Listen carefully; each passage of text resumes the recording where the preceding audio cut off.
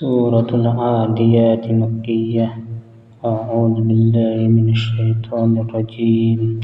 بسم الله الرحمن الرحيم.